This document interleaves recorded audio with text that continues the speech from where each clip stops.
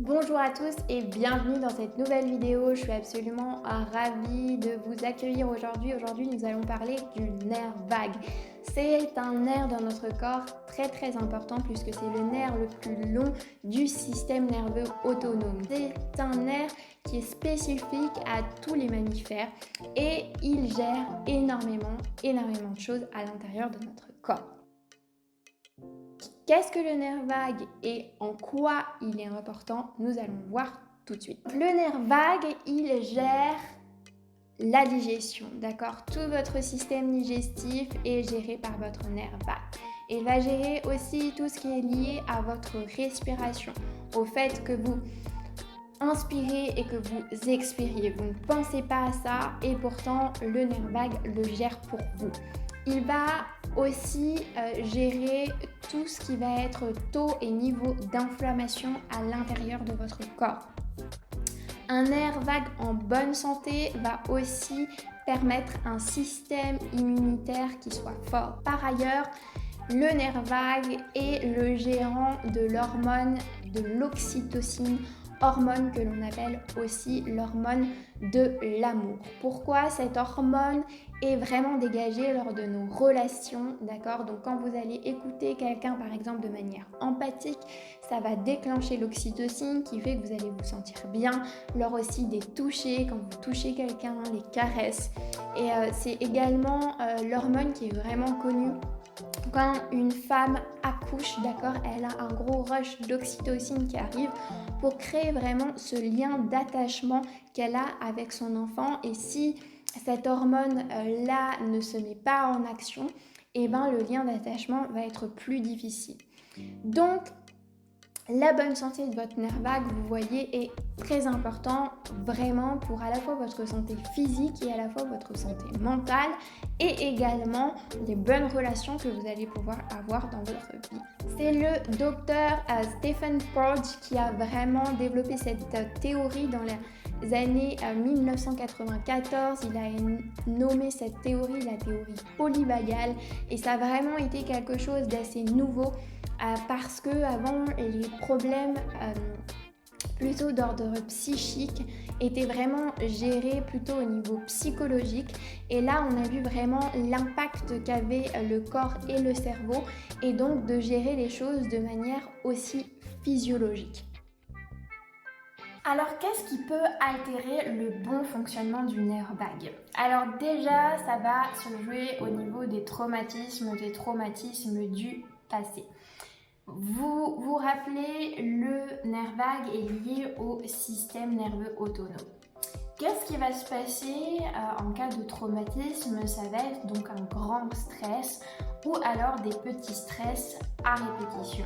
Et lors de stress, vous savez, il y a 3 réactions possibles au corps. Soit ça va être le combat, soit ça va être la fuite, soit ça va être l'immobilisme. Vous savez, on appelle en anglais le mode freeze, je ne bouge plus. D'accord ? Donc c'est les mécanismes qu'on retrouve dans la nature. Par exemple, une gazelle qui se fait courser par un lion va avoir ce mécanisme-là. Soit elle va fuir, soit, peu de chance là qu'elle va combattre le lion, soit elle va faire la morte, ne pas bouger. D'accord ? Sauf que la gazelle, elle va être capable de vraiment relâcher ce stress, d'accord?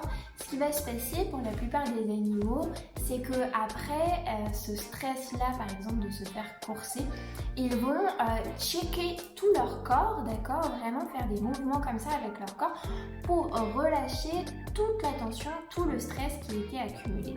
Nous les humains, nous savons aussi engager une certaine forme de mécanisme de protection par rapport à ce stress, mais quand ce stress devient trop intense, eh ben, cela va endommager aussi notre corps et va avoir des répercussions sur le fonctionnement de notre corps de manière plus permanente, notamment sur la respiration ou sur les fonctions vraiment du système nerveux autonome comme la digestion. Donc c'est aussi lié à vraiment des conditions trop stressantes. Vous avez des conditions trop stressantes au travail, liées à votre environnement, etc.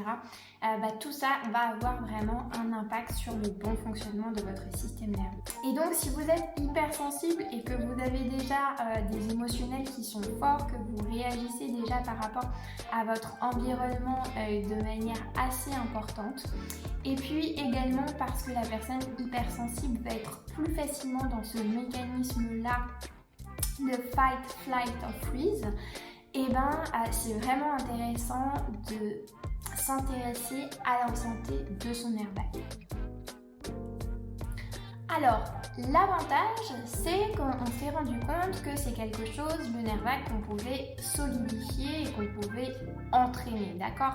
Donc même si vous avez vécu des stress importants, il est possible de réguler votre système nerveux et d'avoir un impact sur la santé de votre nerf vague. Donc qu'est-ce qui va permettre la bonne santé de votre nerf vague? On en a parlé, le nerf vague est énormément lié à notre ventre. Vous le savez, dans le ventre, il y a des neurones et il y a une microbiote intestinale. La microbiote, ce sont donc les bactéries qui vont se trouver à l'intérieur de notre intestin. Il faut savoir que le nerf vague, donc en fait, c'est un grand système d'informations, d'accord? Et la plupart des informations vont être des informations qui vont être ascendantes, c'est-à-dire qui vont partir du système entérique, c'est-à-dire le ventre, pour aller vers le cerveau.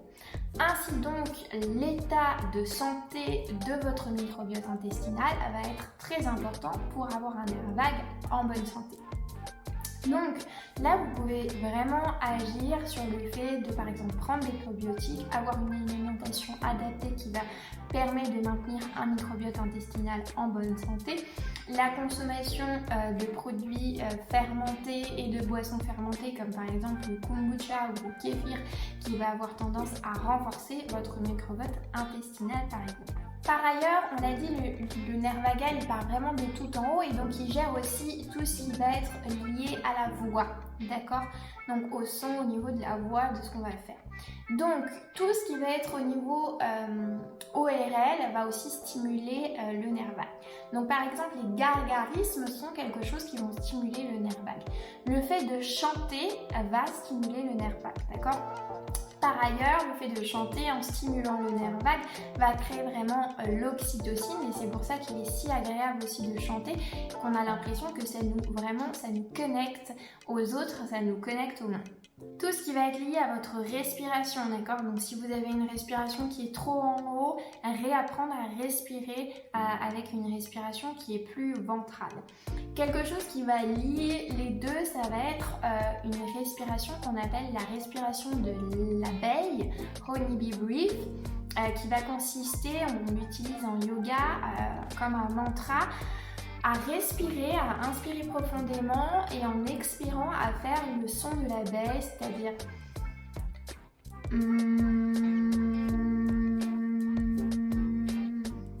J'espère que vous avez adoré mon son de l'abeille et ça, en faisant ça, on va stimuler le nerf vague et à la fois on va renforcer une meilleure respiration. La stimulation par le froid aussi, le froid va vraiment être quelque chose qui renforce la stimulation du nerf vague. Donc les douches froides, vraiment ça a été prouvé scientifiquement, les douches froides vont vraiment vous aider. Je vous conseille de faire ça simplement si vous vous sentez déjà pas trop mal en ce moment, d'ajouter ça vraiment à votre vie. Si en ce moment ça va pas du tout, c'est pas la technique la mieux à faire pour vous dès maintenant. Les techniques plus douces, c'est quand vous irez un peu mieux, ajouter cette technique de la douche froide qui va vous permettre de maintenir un niveau de stress et d'anxiété qui soit correct et acceptable et donc éviter en fait vraiment de tomber dans ces mécanismes de combattre, de fuir ou d'immobilisme. tout ce qui va être pratique du tai chi, du yoga, de la méditation, tout ce qui va être promenade en nature, tout ce qui va être aussi technique d'ancrage, le massage des pieds, etc. Donc il y a plusieurs techniques qui permettent de maintenir ce nerf vague. J'ai cité les essentiels, peut-être pas tous. Alors là, vous vous dites, ouais, ça fait beaucoup de choses, donc commencez peut-être par une ou deux choses et vraiment mettez-vous ça dans des habitudes quotidiennes à avoir pour vraiment renforcer la bonne santé de votre nerf vague. Par ailleurs, pour éviter une accumulation du stress, d'accord, je vous invite vraiment à faire finalement comme les animaux, ce checking, c'est-à-dire que quand vous sentez que vous avez vraiment une émotion, un stress trop fort, même un bon stress, parfois on va faire une présentation, on est un petit peu stressé par la présentation qu'on va faire. Voilà, tous les stress que vous avez à faire et vraiment après d'évacuer. Donc évacuer vraiment en checkant et en faisant même un son avec votre voix, vraiment pour évacuer toutes les tensions, aller courir, faire vraiment des choses qui vous défoulent. Par ailleurs, dans la théorie, donc polyvagale, c'est vraiment en 3 phases cette théorie polyvagale, et donc si votre mécanisme à vous c'est plutôt l'immobilisme, c'est-à-dire je ne bouge plus, je ne respire plus, pour retrouver un état de calme, il faut d'abord passer par le mode combattre ou fuir avant de pouvoir réatterrir dans vraiment ce mode relaxation. Donc n'hésitez pas aussi vraiment à aller vous défouler, à faire des sports de combat, à faire des choses où vous allez vraiment pouvoir évacuer avant de pouvoir retourner à un état plus de relaxation avec des exercices là qui sont des exercices relaxants. Voilà, j'espère que vous avez aimé cette vidéo. Si c'est le cas, n'hésitez pas à liker. Si vous avez des questions, n'hésitez pas à les poser en commentaire. Je suis ravie de vous avoir fait cette vidéo et je suis ravie de vous retrouver pour une nouvelle vidéo la semaine prochaine. À très bientôt. Ciao, ciao.